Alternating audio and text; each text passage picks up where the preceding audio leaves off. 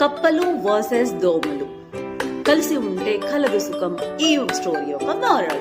ఒకానొక చెరువులో కప్పలు మరియు దోమలు నివసిస్తూ ఉండేవి. కప్పలు రాత్రిళ్ళు నిద్రిస్తుండగా అక్కడే ఉన్న దోమలు కప్పల్ని కొరుకుతూ నిద్రపోనివ్వకుండా చేయడం వలన ఆ కప్పలు సరైన నిద్ర లేకపోవడం వల్ల అనారోగ్యానికి గురి అయ్యి క్షీణించిపోయేవి. ఆ కప్పలలో రాజు తీక్షణంగా తపస్సు చేసి అందరికి జ్ఞానబోధ చేస్తాడు.